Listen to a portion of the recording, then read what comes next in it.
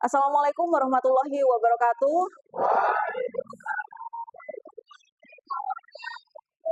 Selamat pagi. Oke, ini kita ketemu di mata kuliah perencanaan pengembangan wilayah. Sebelum kita mulai kuliah pada hari ini, marilah kita berdoa menurut agama dan kepercayaan masing-masing agar perkuliahan hari ini berjalan dengan lancar, ilmu yang kita dapatkan bisa terserap dan bisa menjadi informasi atau pengetahuan baru bagi adik-adik semua. Berdoa dipersilahkan.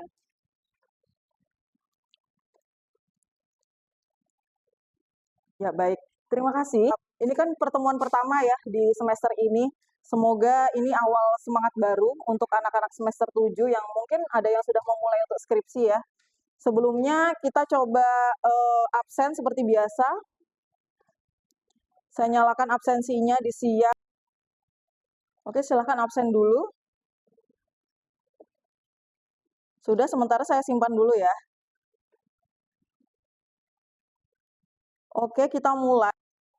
Nah, mata kuliah perencanaan pengembangan wilayah ini diampu oleh 5 dosen. Nanti saya, Siska Ita Selvia, nanti ada di beberapa kelas, ada di 4 kelas sebenarnya. Nah, nanti untuk Bapak Lalu Arifin Arya Bakti dan Bapak Padusung itu berada di kelas B. Nanti yang Pak Bustan dan saya dan Proswarji di kelas A. Kemudian untuk capaian pembelajaran mata kuliah, jadi di mata kuliah perencanaan pengembangan wilayah ini ada beberapa capaian. Yang pertama adalah mahasiswa mampu menjelaskan konsep secara umum ya dari perencanaan wilayah ini hubungannya dengan sumber daya lahan dan potensi masalah di pedesaan. Yang kedua, mahasiswa mampu memahami proses dari perencanaan mulai dari input, proses sampai dengan outputnya. Kemudian yang ketiga menganalisis, jadi nanti ada beberapa macam metode analisis yang kita gunakan untuk menentukan atau merencanakan sebuah desa, karena nanti kita praktikumnya di desa dan ada tema yang akan saya angkat di perencanaan pengembangan wilayah kali ini. Untuk CPMK keempat itu adalah mahasiswa mampu menerapkan pendekatan analisis, ada beberapa analisis, mulai dari analisis penentuan komoditas unggulan, kemudian analisis satuan kemampuan dan kesesuaian lahan, analisis akar permasalahan. Nanti ada juga analisis terkait dengan pengaruh dan kepentingan dari stakeholder yang terlibat di dalam perencanaan desa. CPMK 5 nanti mampu memahami berbagai studi kasus. Nanti akan saya jelaskan studi kasus apa saja yang terdapat di desa-desa yang ada di Pulau Lombok dan hubungannya dengan sumber daya lahan. Kemudian CPMK, mahasiswa mampu menerapkan perencanaan partisipatif. Partisipatif ini adalah menerapkan perencanaan yang berbasis masyarakat. Jadi masyarakat dilibatkan mulai dari awal perencanaan, kemudian pelaksanaan, hingga evaluasi dan monitoring. CPMK 7 itu mahasiswa mampu menyusun dokumen rencana aksi. Jadi di akhir nanti ada community action plan yang nantinya kalian akan merencanakan program-program apa saja yang cocok untuk di wilayah desa tersebut, khususnya untuk di sektor pertanian. Lanjut, silabus mata kuliah nanti akan ada beberapa yang kita pelajari, fokus terhadap dasar-dasar perencanaan pengembangan wilayah, kemudian kebijakan pengembangan wilayah pada sektor pertanian, teori-teori perencanaan, kemudian input proses out, kemudian metode analisisnya di bidang perencanaan pengembangan wilayah, sampai dengan kita ada project based learning, yaitu praktikum yang nantinya akan diselenggarakan di desa-desa. Sedikit berbeda dengan tahun-tahun sebelumnya. Kalau tahun-tahun sebelumnya satu kelas adalah satu desa, satu kelas ada 3 desa. Nah, metode project based learning ini kakak-kakak tingkat kalian yang sudah melaksanakan, yang kemarin ada di Desa Kebon Ayu, di Desa Kekait, Lombok Barat, kemudian ada di Karangbayan, ada juga yang kemarin di Desa Sesaut. Kemudian ini adalah proporsi penilaian, jadi nanti di penilaian untuk di perencanaan pengembangan wilayah, seperti biasa saya akan adakan live score, jadi nanti ada nilai yang bisa kalian lihat. Nanti untuk partisipatif ini adalah kehadiran dan juga keaktifan di kelas. Jadi setiap yang bertanya akan saya catat namanya dan tertera di live score. Ini kurang lebih udah tahu ya sistem kerja live score-nya.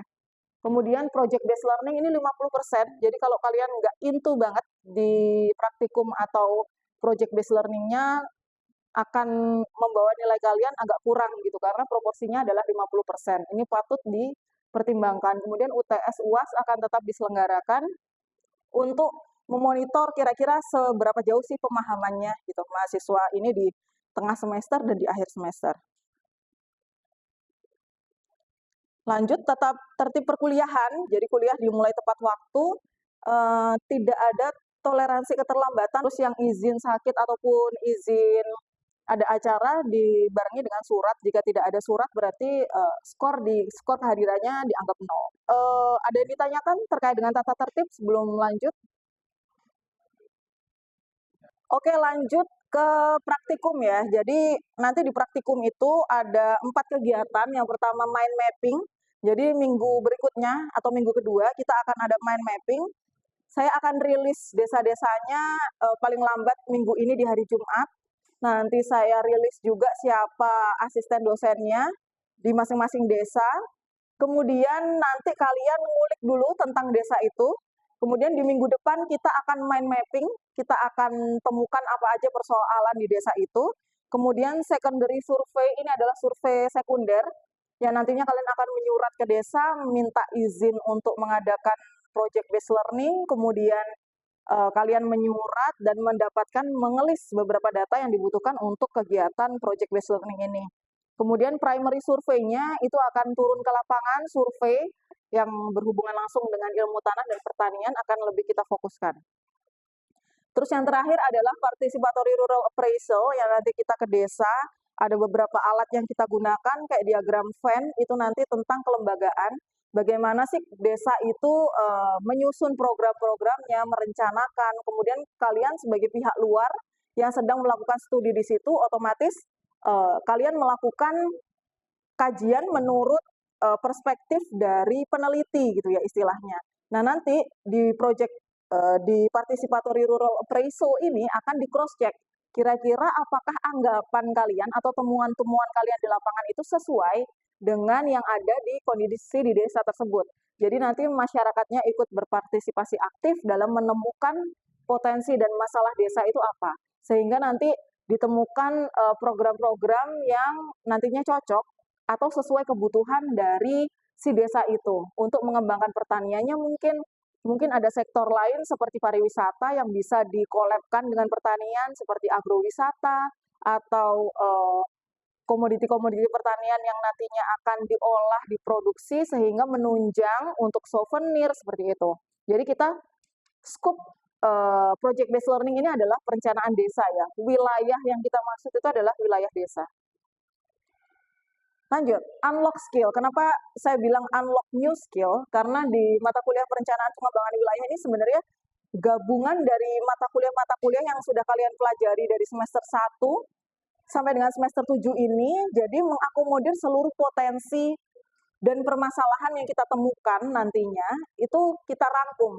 Kemudian akan diapakan. Nah, perencanaan pengembangan wilayah ini kita belajar untuk problem solving. Kita menemukan masalah, lalu masalah itu diapakan, atau strateginya apa, seperti itu.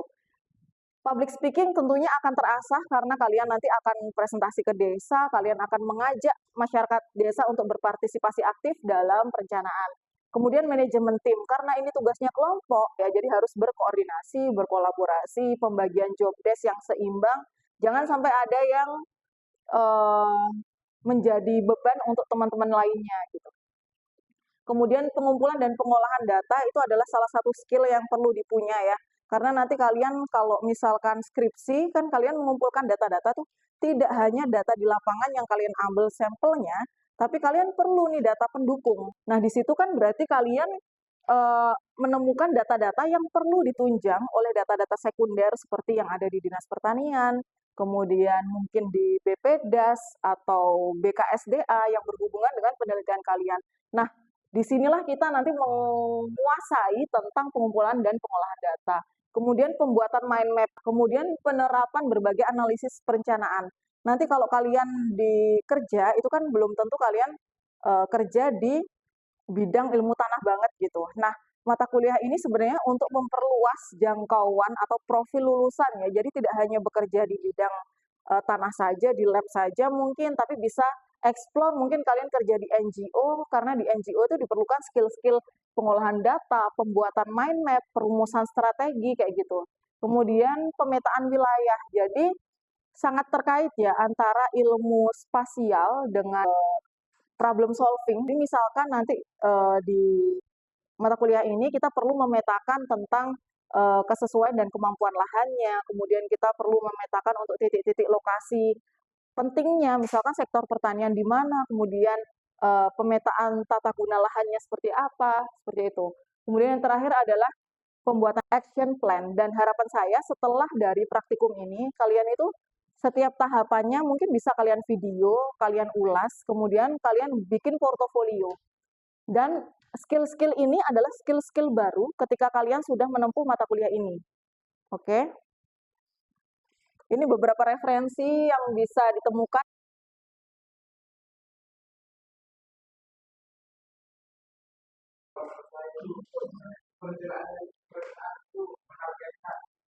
Menargetkan, punya target gitu. Jadi perencanaan itu berarti kan punya target di 10, 5, 20 tahun mendatang seperti itu kan. Ada lagi? Mungkin perencanaan itu adalah proses pemikiran secara sistematik untuk mencapai tujuan ke depannya kita rencanakan. Oke, tadi saya ada clue target, tujuan, kemudian persiapan, penataan tata guna lahan. Oke. Sekarang saya minta respon kalian menuliskan perencanaan itu apa. Mungkin tadi ada yang masih malu-malu ya, belum ikut berpartisipasi. Boleh diketik apa itu perencanaan. Oke, nanti kita lihat sama-sama ya dari jawaban teman-teman kalian. Adalah tanggapan dari teman-teman kalian.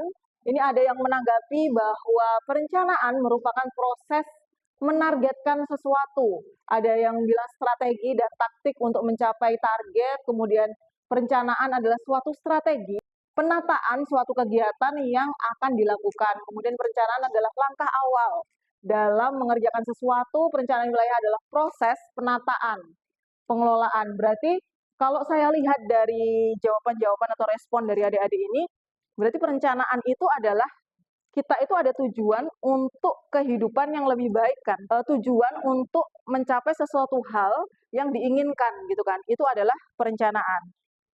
Kemudian, nah apa beda gambar sebelah kiri dan sebelah kanan kira-kira? Boleh angkat tangan? Bedanya apa? Najwa?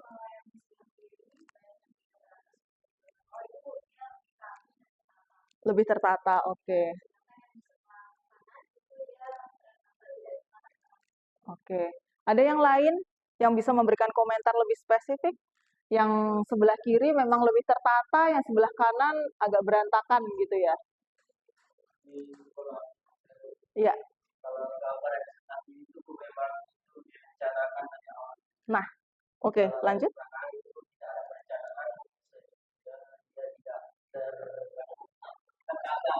Oke, tadi Najwa melihat dari perspektif gambarnya, kondisinya, kalau yang sebelah kiri itu tertata rapi dan yang sebelah kanan itu kurang tertata rapi. Sedangkan dari siapa namanya? Sabarudin menjelaskan bahwa dari perspektif kondisi lain bahwa yang sebelah kiri itu adalah yang sudah direncanakan dengan perencanaan, yang sebelah kanan tanpa perencanaan, gitu ya.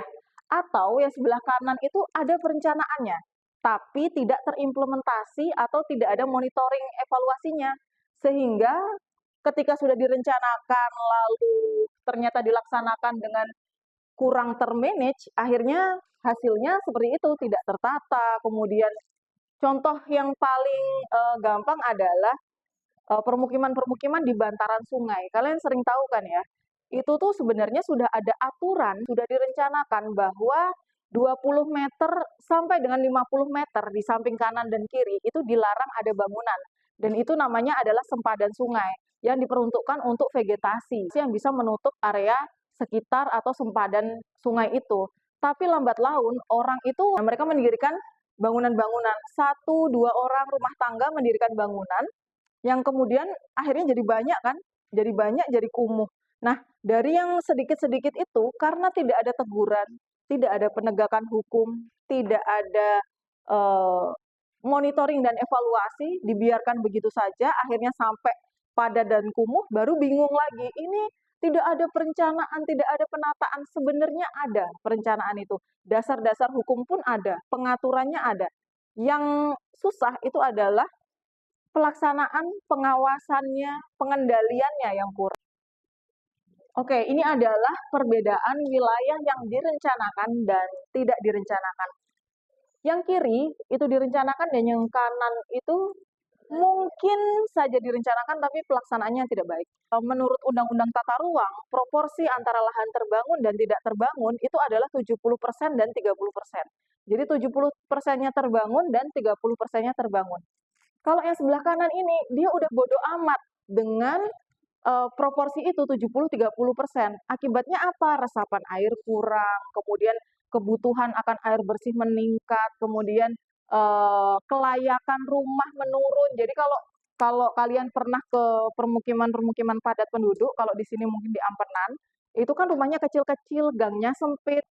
Akibatnya kenyamanan penghuni yang ada di situ kan juga menurun kan. Orang-orang yang berada di permukiman kumuh tidak direncanakan atau tidak dikendalikan, tidak diawasi, akibatnya terjadi kepadatan yang terlalu tinggi. Jadi kepadatannya terlalu tinggi itu berefek kepada banyak hal gitu. Nah, sedangkan yang di sebelah kiri kita ini diatur proporsinya.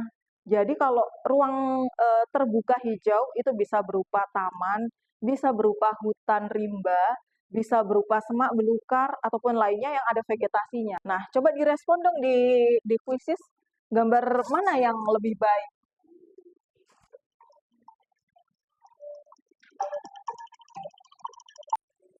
Oke. Ya. Kemudian siapakah perencana atau planner itu?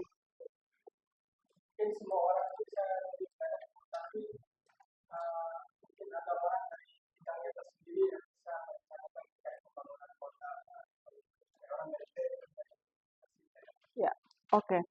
Berarti planner itu adalah semua orang, termasuk kita sebagai individu. Kita aja mau berkegiatan esok hari, itu kita punya perencanaan kan. Kita sebagai mahasiswa, kita juga punya perencanaan untuk merencanakan masa depan kita. Mungkin kita punya target. Tadi disebutkan kalau perencanaan itu adalah suatu target. Berarti misalkan kalian sebagai mahasiswa, kalian punya target. Misalkan target kalian lulus 3,5 tahun. Ya kalian akan menyusun rencana jangka-jangka pendeknya. Ya kan? Untuk lulus 3,5 tahun, apakah bisa dengan leha-leha aja gitu, terus nggak datang di kelas, nggak mengerjakan tugas, apakah bisa? Nggak kan? Berarti untuk mencapai target itu, kalian merumuskan rencana jangka pendeknya, misalkan, oh mengikuti kelas dengan rajin, kemudian tugas dikerjakan secara optimal, kemudian mencoba mengeksplor komunitas-komunitas di luar untuk meyakinkan atau menambah informasi atau khasanah wawasan kita gitu. Nah, tadi sempat dimention kalau perencana itu bisa dari PU, bisa dari pertanian, bisa dari manapun. Sebelum ke arah sana, kita mengenal dulu, tadi kan kita tahu definisi perencanaan ya. Terus wilayah. Wilayah itu apa sih? Wilayah itu adalah ruang ya, ruang bisa fisik, bisa administratif. Jadi ada batasan gitu. Wilayah itu adalah suatu area atau ruang yang dibatasi, bisa berdasarkan administratif, bisa berdasarkan kondisi fisik. Kalau berdasarkan administrasi itu ya desa, kota, RT, RW, kecamatan, kemudian provinsi, Indonesia, negara, itu berarti kan ada ruang, kemudian ada batasan tertentunya berdasarkan administrasi. Kemudian ada batasan berdasarkan fisik, bisa berupa daerah aliran sungai Jangkok gitu, masyarakat yang berada di area das Jangkok. Jadi ada bukti fisiknya kan, ada batas-batas areanya gitu. Jadi wilayah itu adalah suatu ruang yang memiliki batasan. Nah, batasan itu kita yang menentukan, entah itu administrasi tergantung pembahasan ataupun konteks yang sedang kita bicarakan. Nah, wilayah adalah sebuah sistem. Kalau kita bicara wilayah adalah sebuah sistem, itu terdiri dari berbagai banyak komponen. Misalkan kita berbicara nanti praktikum kita di skup desa, itu akan banyak sektor di situ. Ada sektor pertanian, ada pariwisata, ada perkebunan, ada peternakan, banyak, sistemnya banyak. Dan orang-orang yang menjalankan sebagai key actors atau stakeholder itu banyak juga. Makanya di dalam perencanaan pengembangan wilayah ini nanti kita akan mempelajari kolaborasi antar stakeholder dan analisis tentang kelembagaan. Siapa saja yang terlibat di dalam perencanaan desa, siapa saja yang berada di dalam sistem wilayah itu, wilayah desa itu. Gitu. Jadi kalau bicara tentang sistem itu kompleks ya, mulai dari ekologis, fisik manusia, kemudian sumber daya pendapatan juga masuk, kemudian apalagi ada manusianya, ada fisik atau ekologisnya, ada kondisi ekonomi dan sosial yang juga mempengaruhi. Jadi PPW ini kita belajar nggak hanya di aspek ekologis, tapi kita mengcombine semua aspek di dalam satu sistem di yang kita sebut wilayah itu. Oke, kita mengarah ke definisi operasional ya. Kita tadi sudah tahu perencanaan, kita sudah tahu wilayah itu apa. Nah, sekarang saya tanya, apa bedanya perencanaan pembangunan dan perencanaan tata ruang? Ada dua istilah yang sering kita dengarkan. Kalau rencana tata ruang ini berdasarkan skup wilayahnya. Mau membahas di konteks nasional, ada RT RW nasional, N nasional. Kemudian RT RW provinsi, ada RT RW kabupaten kota. Lebih detail lagi ada rencana detail tata ruang. Nah, apa bedanya antara perencanaan pembangunan dan perencanaan tata ruang? Bedanya itu perencanaan pembangunan itu lebih ke pembangunan kegiatan. Kalau rencana itu lebih ke pengaturan penggunaan ruangnya. Pengaturan penggunaan ruang. Kalau pembangunan lebih ke pembangunan, proses pembangunan kegiatan. Oke, ada lagi? Ada lagi? Ya. Perencanaan proses pembangunan suatu wilayahnya, dan tata ruang itu di mana pembangunan itu bakalan ditempatkan atau ditata. Oke. Ada lagi yang lebih spesifik lagi? Saya jelaskan ya. Kalau RPJM atau rencana pembangunan itu sesuai dengan masa jabatan kepala daerah, kepala desa, presiden. Setiap pergantian presiden, kayak kemarin itu, presiden pergantian kan sekitar bulan September Oktober tahun lalu. Nah, itu sudah mulai tuh tim dari rencana pembangunan itu sudah mulai menggodok. Karena rencana pembangunan ini kaitannya dengan serapan APBN, APBD, provinsi, APBD, daerah, kabupaten atau kota.